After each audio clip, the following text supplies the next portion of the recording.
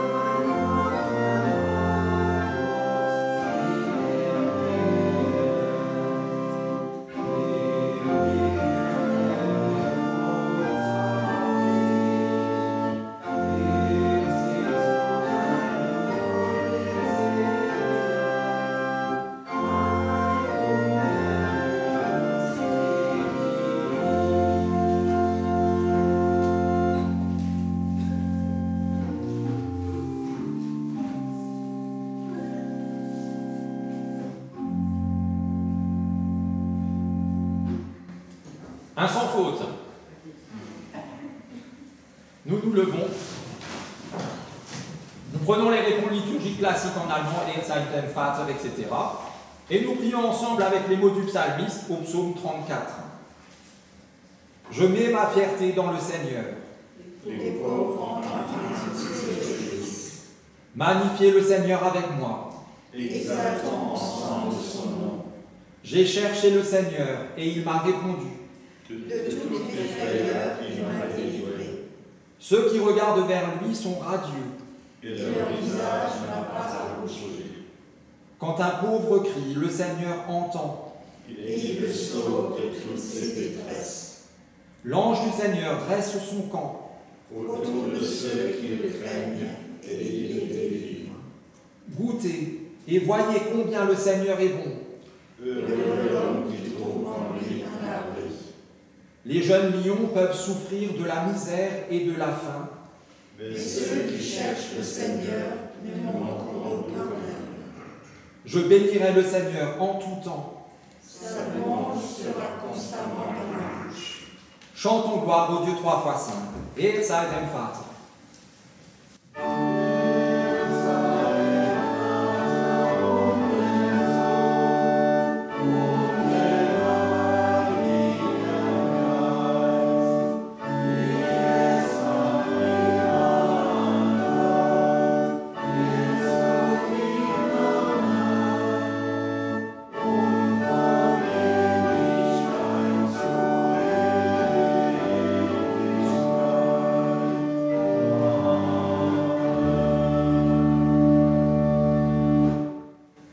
Parce que nous sommes sûrs de l'amour de Dieu, nous pouvons reconnaître devant lui ce qui nous sépare de lui.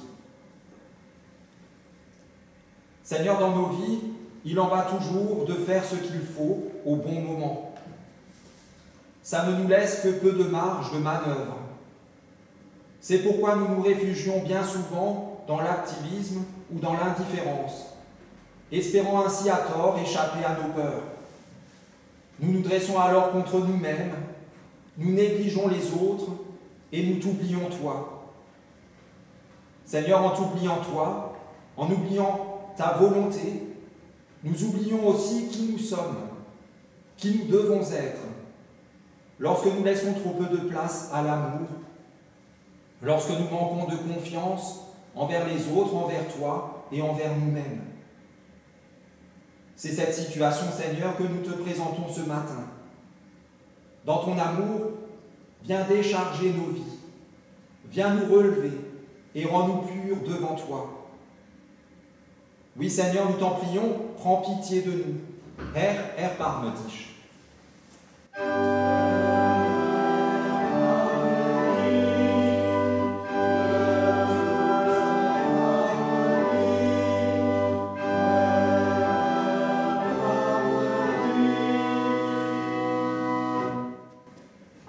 Que celui qui aime Dieu se réjouisse, car voici ce qu'il proclame à son intention. Ce verset est tiré du livre de la Genèse, chapitre 28, c'est le verset 15, où Dieu dit ceci.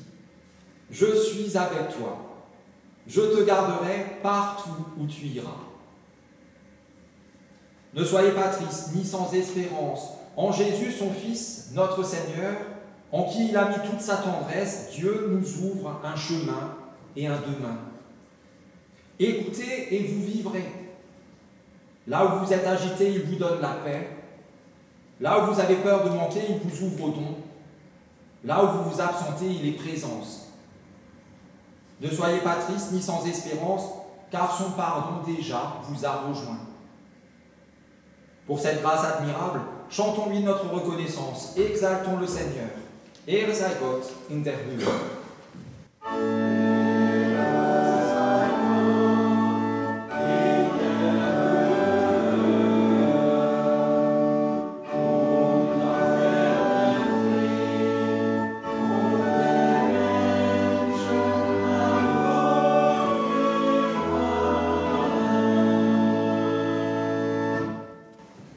Reprendre place. Avant d'entendre la première lecture qui est la base de notre méditation du jour, nous prions pour que ces paroles deviennent pour nous paroles de vie. Seigneur Dieu, l'équilibre est délicat entre prendre soin de nous-mêmes et être là pour les autres. Bien souvent, nous sommes dépassés par les événements. Donne-nous par ta parole d'avoir part à ta plénitude, qui nous soustrait à nos propres soucis et nous laisse voir la richesse de ta gloire. Dans notre quête d'une vie plus juste, d'une vie à ton image, nous voulons écouter ta parole, don de vie, partage d'amour et grâce éternelle. Viens et nous bénis, nous t'en prions, par Jésus-Christ, ton Fils, notre Seigneur, qui vit et qui règne avec toi, Père, et le Saint-Esprit, un seul Dieu, pour les siècles des siècles.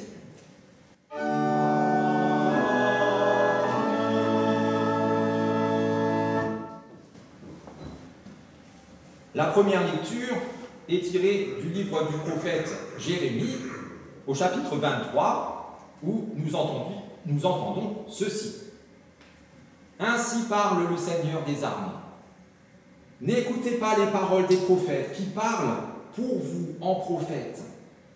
Ils vous abusent par des discours futiles. Ils ne racontent pas ce qui vient de la bouche du Seigneur, mais les visions de leur cœur. Ils osent dire à ceux qui me méprisent, le Seigneur a dit, tout ira bien pour vous. Et ils disent à quiconque suit l'obstination de son cœur, il ne t'arrivera aucun malheur. Qui donc a assisté au conseil secret du Seigneur pour voir, pour entendre sa parole? Qui a prêté attention à sa parole et qui l'a entendue? C'est la tempête du Seigneur. La fureur se déchaîne. La tempête tournoie, elle tournoie sur la tête des méchants. La colère du Seigneur ne s'en retournera pas jusqu'à ce qu'il ait accompli et réalisé les projets de son cœur.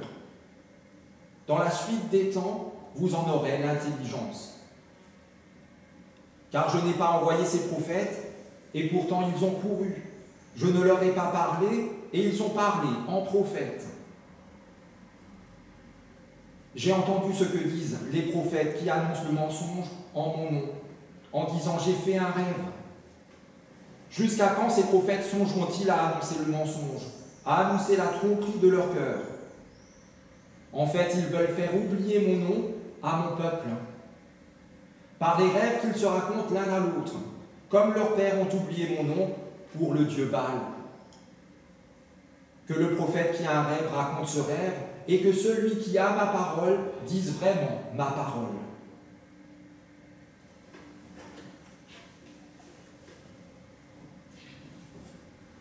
Nous prenons le chant suivant, Saint-Esprit de Dieu de lumière. Il y a 3 strophes. Et c'est plus court. Et ça se répète moins.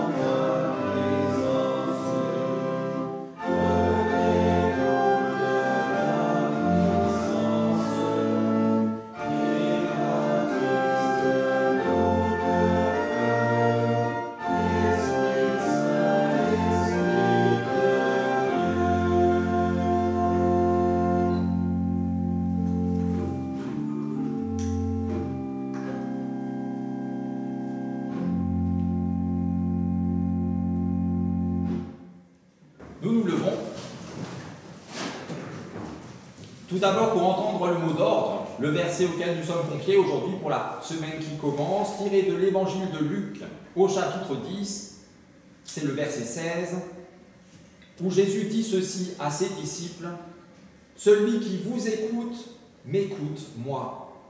Et celui qui vous rejette, me rejette, moi. » Acclamons l'évangile en chantant Alléluia.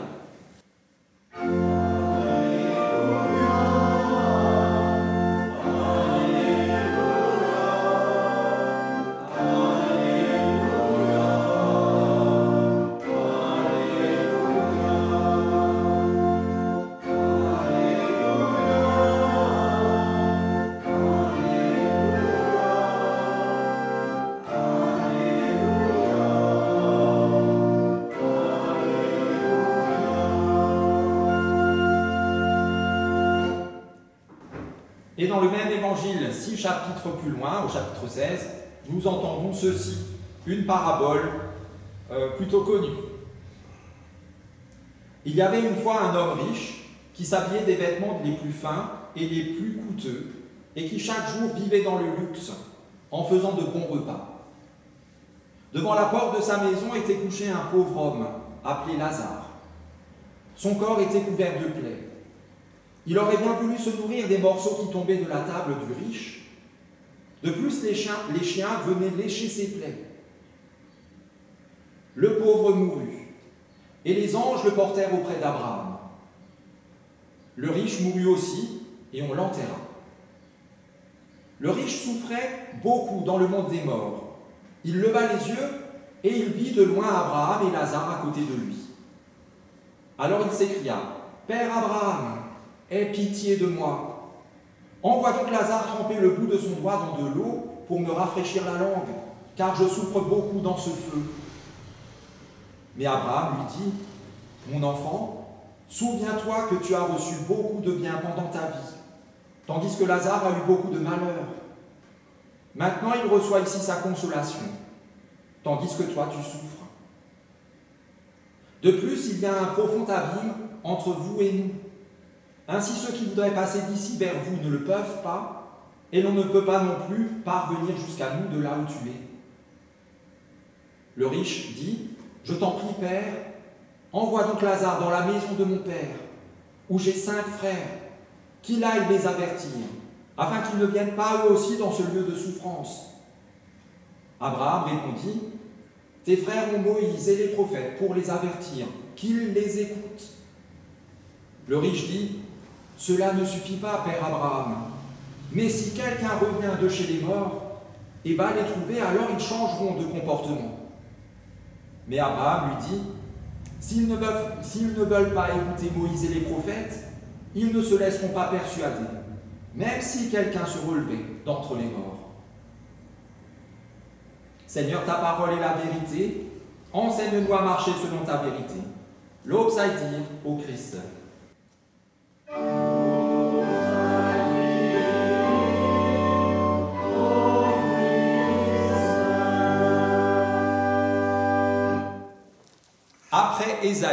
Après le prophète Ésaïe, c'est avec un autre grand prophète de l'Ancien Testament, Jérémie, que nous poursuivons la méditation que nous avons entamée la semaine dernière. Alors c'est pas grave, si vous ne voyez pas de quoi on a parlé la semaine dernière, on va reprendre un petit peu et poursuivre. Parce que cette méditation de la semaine dernière, elle nous a mené à 2 choses. D'abord, un triste constat, vraiment très triste constat. Je vous le rappelle, nous ne sommes fondamentalement pas dignes de Dieu. C'est triste, mais c'est vrai. Et ça, c'est tellement vrai que, on l'a dit la semaine dernière, même parmi nos hauts responsables d'Église, il y a de méchantes ou de mauvaises gens. Si, il y a des méchants, voilà, de véritables loups déguisés, plus qu'en brebis, déguisés en bergers, qui nous fourvoient, nous trompent et nous perdent. C'est vrai. On l'a dit la semaine dernière, tout le monde était d'accord. Heureusement, cette méditation ne nous a pas amené juste là, elle nous a amené encore un pas plus loin avec une bonne nouvelle, celle-ci.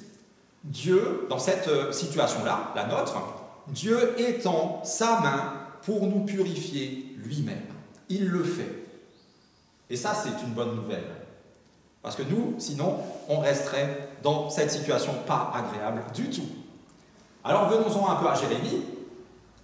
Jérémie, il était originaire de la région de Jérusalem. Les prophètes, il y en avait un petit peu partout.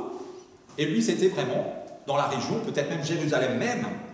Et il a exercé son ministère prophétique à une période charnière de l'histoire du royaume du Sud, de Juda, entre 627 avant Jésus-Christ et 587 avant Jésus-Christ aussi, parce que 587, c'est l'année où Juda a perdu la guerre. Voilà. Alors, contrairement à beaucoup d'autres prophètes de son époque et de la région, Jérémie, lui, il annonce, il prêche la soumission à Babylone, la soumission à l'ennemi. Alors forcément, ça ne le rend pas populaire. Non. Et on le considère au moins comme un défaitiste qui sape le moral des troupes. C'est dans le meilleur des cas. Voilà. Tais-toi, tu racontes des choses qui ne sont pas agréables. Pire, on le considère même comme un traître, tué à la solde des Babyloniens. Voilà. Alors lorsque le dernier roi, Sédécias, se révolte contre Babylone, il fait emprisonner Jérémie. Et pourtant, même de sa prison, Jérémie continue à annoncer la même chose avec l'aide d'un scribe. Et un scribe, voilà, il lui dicte, l'autre il écrit et il partage ce qu'il a annoncé. Et donc en 587 avant Jésus-Christ, Jérusalem est prise par les Babyloniens, la ville est quasiment rasée, le temple est détruit, et le peuple, une bonne partie, ceux qu'il fallait emmener, ils sont déportés à Babylone. Et c'est dans ce contexte que Jérémie proclame alors un message d'espérance. Une nouvelle alliance. Malheureusement, pour lui, Jérémie est emmené à ce moment-là captif, contre son gré en tout cas, en Égypte, et d'après la tradition, c'est là-bas qu'il serait mort en martyr. Après, on n'a plus de traces de lui, mais la tradition dit ils l'ont emmené là-bas, et là-bas il est mort en martyr. Alors, dans le passage du livre de Jérémie que nous avons entendu, Dieu dit clairement, une fois encore, qu'il y a des gens qui nous mentent dangereusement. Normalement, vous devriez tous penser à celui qui est juste devant là, en ce moment. Et là, je vous rassure, ce n'est pas moi. Ce sont les mêmes qui nous ont intéressés la semaine dernière, c'est de nouveau les mêmes. Ce ne sont pas ceux qu'on connaît tous, les mythomanes qui souffrent du syndrome un peu marseillais de l'exagération, vous voyez, parce que même si tout n'est pas forcément faux dans ce qu'ils racontent, on sait très bien que ce qui est vrai, c'est tout petit. Mais on les connaît, on sait qu'il n'y a pas, il ne faut pas prendre tout ce qu'ils disent pour argent comptant, voilà, c'est pas eux, non. Il ne s'agit pas non plus de ceux qui nous mentent les yeux dans les yeux, je regarde l'ancien maire de Weinbourg, au nom de la démocratie, des valeurs de la République, de celles de l'Union européenne, de la mondialisation, et qui nous disent ce que nous voulons entendre pour être élus, ou pour faire voter ce qu'ils voudraient qu'il soit voté. Les promesses électorales, on en a eu tellement, comment est-ce qu'on peut encore y croire à une seule? C'est pas possible. Il ne s'agit pas non plus de ces gens qu'on apprécie beaucoup, même qu'on aime, les proches, qui de temps en temps nous mentent, soit parce qu'ils ont fait une bêtise, ils en ont honte, donc voilà, hop, ou alors parce qu'ils pensent que parfois, un petit mensonge, ça vaut mieux que la vérité. Hein, pour nous faire du bien, on va plutôt mentir. Voilà. Tout cela, ce n'est pas ceux-là qui sont concernés par notre réflexion. Ce matin, ceux-là, on les connaît, on les voit arriver de loin avec leurs gros sabots, ils ne nous dérangent pas, ils ne sont pas dangereux. Ceux qui nous intéressent, ce sont ceux qui nous mentent au nom de Dieu. Et donc forcément, normalement, là, vous pensez à celui qui est devant vous. Mais je vous rassure, ce n'est pas moi. C'est exactement ce que quelqu'un de dangereux dirait, n'est-ce pas? Bon, allez. Ces gens que nous pensons être des prophètes, et surtout qui pensent eux-mêmes l'être, ces gens qu'on appelle prophètes, et surtout qui s'appellent eux-mêmes prophètes. Il y en a plein. On le sait depuis la semaine dernière, même parmi ceux-là, il y a du bon et du mauvais. Un prophète, pourtant, c'est quelqu'un qui parle au nom de Dieu, pour Dieu, pas à la place de Dieu.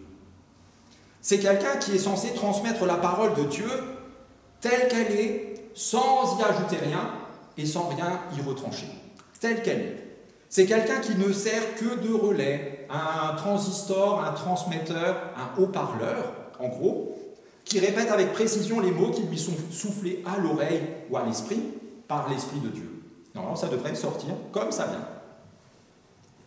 Alors, à l'époque de Jérémie, une grande partie des prophètes qui conseillaient le roi et le peuple disaient haut et fort « tout ira bien ». On n'a rien à craindre des Babyloniens. Alors effectivement, ils ont gagné le royaume du Nord, il y a une centaine d'années, même un peu plus. Mais nous, on ne risque rien. Dieu ne laissera jamais tomber son peuple et Jérusalem, là où est le temple, le seul vrai temple. Nous allons triompher de Babylone. Et de l'autre côté, Dieu a confié à Jérémie que c'est Babylone qui allait gagner. Alors, qui croire? À qui faire confiance? À ceux, la plupart du temps plus nombreux, ici c'est le cas, dont le discours est le plus agréable à entendre, pour le roi, pour le peuple, pour tout le monde. Ou alors à Jérémie, qui est quasiment seul contre tous, et dont le discours est vraiment pénible, vraiment douloureux, désastreux. Qui croire quand les spécialistes, et là, les dernières années, avant, on ne savait pas ce que c'était un spécialiste, sauf quand on était obligé d'aller voir un spécialiste, mais là, à la télé, il n'y avait que ça pendant 3 ans, 4 ans. Des spécialistes, on va dire du Covid, spécialistes, il y en a beaucoup, tout le monde est quasiment spécialiste, il y en a plein. Et certains vous disent une chose, et en même temps, d'autres spécialistes vous disent le contraire. Qui croire? Ce sont tous des spécialistes. On peut prendre le sport. L'autre jour, j'ai écouté un truc sur Eurosport, des spécialistes du foot qui parlaient de Messi, mais je n'ai pas écouté jusqu'à la fin. C'était n'importe quoi. Vraiment horrible. Voilà. Et nous, de manière générale, on préfère écouter ceux qui nous disent de bonnes choses. Non? Ça fait 2 semaines, c'est Roland-Garros. Aujourd'hui, c'est la finale homme. Hein. Vous êtes au courant, vous avez vu passer quelques balles. Voilà. Eh bien, est-ce que nous ne sommes pas de ceux qui préférons ceux qui, il y a 2 semaines ou 3 semaines, nous disaient « Cette année, c'est un Français qui va gagner Roland-Garros, 40 ans après Yannick Noah. » On n'y croit pas, mais ça, on le prend avec joie. Plutôt que ceux qui nous disaient « Pas un seul Français ne va passer le premier tour. » C'est vrai. À ces oiseaux-là de malheur, on leur dit « Tais-toi, tu n'y connais rien. Oust !» Alors malheureusement pour les prophètes de mensonges, heureusement pour nous, les faits, la réalité ne ment pas. Plusieurs Français ont effectivement passé le premier tour à Roland-Garros. Et tous ceux qui sont passés au premier tour, ils ont perdu au deuxième. Si bien que cette année, il n'y aura pas de Français en finale, clairement. Il faut gagner 7 matchs, ils en ont gagné 1, certains, mais pas le deuxième. C'est un peu râpé. À l'époque, Babylone a gagné, a remporté la victoire sur Juda, malgré les dizaines, des centaines de messages de prophètes qui disaient « On ne craint rien, nous, Dieu va nous sortir de là, c'est gagné pour nous. On peut retourner au barbecue. » Jérusalem et le temple, tout est rasé, exilé, la population, comme Jérémie, presque seul, l'avait annoncé. Et c'est là un point fondamental qu'il nous faut retenir pour savoir si quelqu'un qui se dit prophète est un vrai prophète. Il faut le confronter à la réalité. On oublie parce qu'on est dans le monde de la foi, et alors on sépare bien les choses, voilà. Mais quand on confronte la foi à la réalité, alors on peut déjà voir un petit peu où se situe la vérité. La plupart du temps, ça n'est possible qu'après coup, qu'a posteriori, après que ce soit réalisé ou non la parole qui a été donnée. Et ça, c'est valable pour les prophètes de tout temps. Ceux d'aujourd'hui aussi. Ceux qu'on a en horreur. Je vous en donne quelques-uns. Ceux qui nous caressent dans le sens du poil. Ceux qui ne nous disent pas ceux qui ne nous disent que ce que nous avons envie d'entendre. Ceux qui osent nous alerter sur ce qui ne va pas dans notre monde, dans notre vie, dans notre foi. Là, je mélange un peu tout ça. En fait, ceux qu'on n'aime pas. Ceux qui disent des choses qui ne nous plaisent pas. Voilà. Résumé, je crois que j'ai un peu bafouillé. Mais aussi ceux que nous apprécions beaucoup, ceux qui nous tartinent, voilà, qui nous accueillent chaleureusement, qui nous disent que tout va bien. Et tout va même aller de mieux en mieux. Ne vous inquiétez surtout de rien. Tout ce qui arrive avec la force de la persuasion et de belles promesses à nous faire oublier la réalité de notre situation. J'ai pris 3 exemples historiques, on peut dire. Trump et son Make America Great Again. L'Amérique ne va pas mieux. Le monde non plus. Trump Junior et son Parce que c'est notre projet. Vous vous souvenez? Le pays en question ne va pas mieux. Voilà. Trump Senior, la République, c'est moi. Vous vous souvenez aussi? Son parti ne va pas mieux. Voilà. Etc., etc. Tous ceux qui, au niveau de la foi, et ils sont nombreux, nous imposent des idées positivistes. La méthode Coué. Si je pense que ça va aller, c'est sûr. Progressiste. Tout ce qui était avant, avant hier, c'est nul. Aujourd'hui, voilà la vérité. Ultra déculpabilisante. Il n'y a pas de problème. Aucun problème. Tout est bon. Tout est bon dans le cochon. Tous ceux pour qui rien n'est jamais mauvais, ni grave, ni trop tard. Tout cela. Tous ceux pour qui on peut vivre comme on veut sans se soucier de rien ni de personne, parce que la seule chose qui compte, c'est le regard que je porte sur moi-même. Et si moi je me satisfais, alors le reste, on s'en fout. Tous ceux pour qui l'enfer n'existe pas, et croyez-moi, il y en a beaucoup. Le paradis, oui, ça c'est sûr, ça existe. Et on sera tous bien accueillis. L'enfer, mais c'est une invention de l'esprit, jamais de la vie. Et pourtant, on a lu que malheureux homme riche, il était plutôt au paradis. Voilà. Tous ceux pour qui le péché et la repentance sont des gros mots. Ils ne veulent pas entendre ça. On peut faire la repentance, mais sans la nommer, ça passe. Mais dès qu'on dit péché et repentance, ce sont des gros mots juste bons pour nos ancêtres, qui n'avaient, eux, rien compris à la vraie vie. Tous ceux pour qui Dieu est finalement un gros bisounours qui fait des câlins tout le temps à tout le monde. Les bras grands ouverts, voilà, venez que je vous fasse des câlins. Tous ceux pour qui il ne faut surtout pas froisser, frustrer les gens en évoquant quelques obligations morales ou quelques interdits, bien qu'ils soient dans la Bible et de manière générale partagés par l'humanité depuis des siècles et des siècles. Tout ça, ce n'est plus valable aujourd'hui. Ça, c'est bon. C'était bon avant. Pendant des siècles et des siècles, des millénaires même. Aujourd'hui, ça n'est plus valable. Aujourd'hui, ce discours-là est encore le mieux reçu parce qu'il est le plus agréable. Alors, pourtant, pour nous, si nous sommes là, c'est que nous avons envie de creuser plus profond et de trouver un sens plus solide à nos vies. Disons-nous que sans objectivité et sans honnêteté sur nous-mêmes, sur ce qui fait réellement nos vies, nous ne pouvons pas avancer dans la bonne direction. Parce que ça aussi, personne ne veut l'entendre, enfin très peu de gens veulent l'entendre. S'il y a une bonne direction, c'est qu'il y en a une mauvaise. Tous les chemins mènent à Rome, peut-être, mais Rome n'est ni le paradis, ni le salut, ni le royaume de Dieu. Aucun de nous ne peut atteindre le but s'il reste bridé par ces œillères qui l'empêchent de voir la réalité en face, de travailler à corriger ses erreurs ou ses défauts, et surtout de vraiment faire appel et vraiment confiance à la bonté de Dieu. La réalité, c'est que nous ne sommes pas parfaits. On le sait depuis la semaine dernière, et on le sait depuis bien plus longtemps, mais on l'a encore dit la semaine dernière. Nous ne sommes pas parfaits, c'est ça la réalité, et nous ne pouvons le devenir par nos propres efforts. Celui qui vous dit le contraire, il vous ment dangereusement. Tu n'as besoin de personne, tu peux te réaliser par toi-même, c'est un mensonge. La réalité, c'est que nous sommes responsables de la situation dans laquelle nous sommes, et que celle-ci n'est pas réjouissante.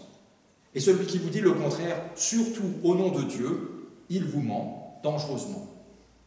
La réalité, c'est que nous avons constamment besoin d'un changement profond et radical dans nos vies. Et ça s'appelle une conversion. Et celui qui vous dit le contraire, surtout au nom de Dieu, il vous ment dangereusement. Oui, Dieu nous aime tels que nous sommes, c'est vrai. Et en même temps, il a prévu tellement mieux pour nous que ce que nous sommes maintenant, là, à l'instant. Voilà. Dieu nous aime et il nous aimera toujours, c'est vrai. Et en même temps, si nous lui tournons le dos, ou si nous lui crachons au visage, quel choix lui laissons-nous? Oui, Dieu est miséricordieux et il aura toujours compassion de nous, c'est vrai. C'est son être d'avoir compassion. Et en même temps, s'il ne représente rien pour nous, s'il n'est pas notre Dieu, si nous ne lui soumettons pas notre vie entière et si nous n'estimons pas avoir besoin de son pardon, sa tendresse se perd.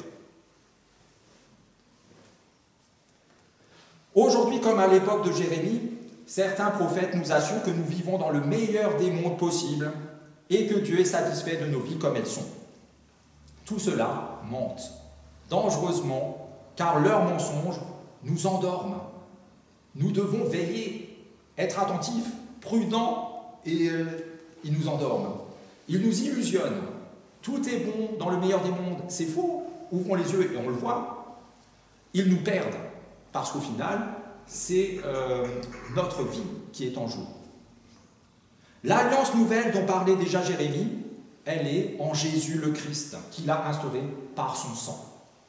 Cette alliance, nous en avons besoin pour que nos vies ne soient pas vaines et qu'elles ne se perdent pas. Cette alliance inscrite directement dans nos cœurs nous impose une seule chose. Aimer Dieu par-dessus tout et notre prochain comme nous-mêmes. Parce que lui, Dieu, nous a aimés le premier de toute éternité et pour toute éternité. Et celui qui vous dit autre chose, notamment le contraire, au nom de qui que ce soit, ne l'écoutez pas parce que celui-là vous ment dangereusement. Faisons simplement confiance à Dieu dans la joie comme dans la peine. Et il purifiera lui-même son peuple avec une double dose de savon pour les faux prophètes et les loups, ou peut-être une double dose de bâton. J'aurais dû m'appeler bâton. Une double dose de savon et de bâton pour les faux prophètes et les loups déguisés en bergers. Eux, ils prendront cher. Et nous, on sera purifiés. Je me mets dedans aussi. Amen.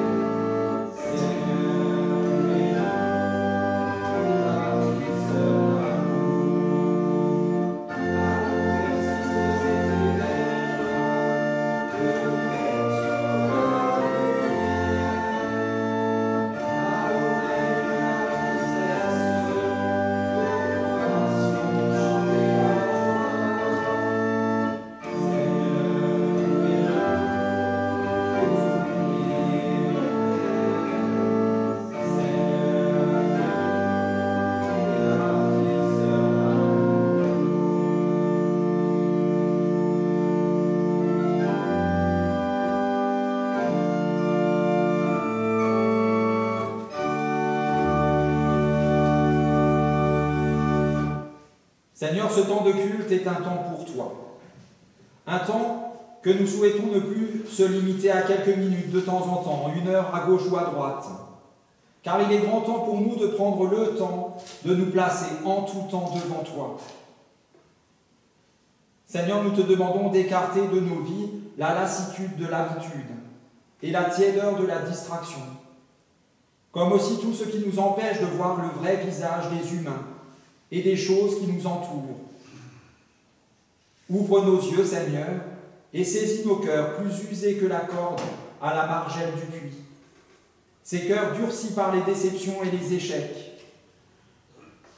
Ouvre nos yeux, Seigneur, sur tous ces gestes d'amitié, de solidarité, d'amour, sur toutes ces fleurs merveilleuses jetées au bord de la route. Ouvre nos yeux, Seigneur, quand ils sont assaillis de fatigue et que notre pas se fait hésitant et lourd. Ouvre nos yeux, Seigneur, et fais-nous comprendre la grandeur des petites choses qui s'offrent à nous chaque jour. Ouvre nos yeux, Seigneur, sur la place que tu nous donnes pour bâtir ton royaume de justice et de paix. Ouvre nos yeux, Seigneur, sur l'amour que tu nous portes, tel que nous sommes et tel que tu nous veux, pour que nous puissions nous aimer comme toi tu nous aimes. Délivre-nous de la perfection que nous voulons nous fabriquer et fais-nous entrer dans la sainteté que tu veux nous donner. Seigneur, nous te confions tous ceux qui parmi nous et dans le monde entier sont soumis aux difficultés de la vie, que ce soit la maladie, le chômage, le désespoir, la violence ou la mort. Sois pour chacun le puissant soutien, le doux réconfort et la ferme assurance du Dieu qui tient toutes choses dans ses mains. Seigneur Dieu, toi qui fais de nous tes enfants, c'est en enfant joyeux et confiant que nous te disons ensemble la prière que Jésus, notre frère, nous a lui-même apprise. Notre Père, qui es aux cieux, que ton nom soit sanctifié, que ton règne vienne, que ta volonté soit faite sur la terre comme au ciel. Donne-nous aujourd'hui notre pain de ce jour. Pardonne-nous nos offenses, comme nous pardonnons aussi à ceux qui nous ont offensés. Et ne nous laisse pas entrer en tentation, mais délivre-nous du mal, car c'est à toi qu'appartiennent le règne, la puissance et la gloire, au siècle des siècles. Amen.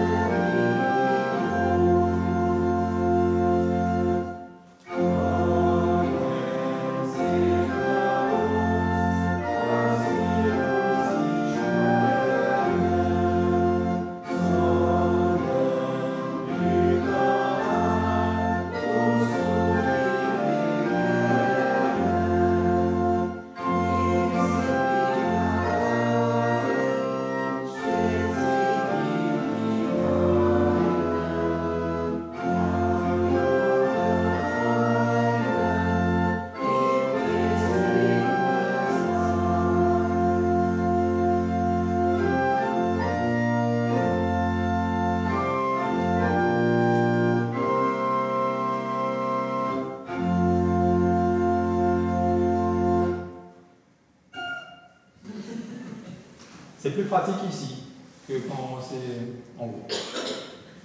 Nous nous levons.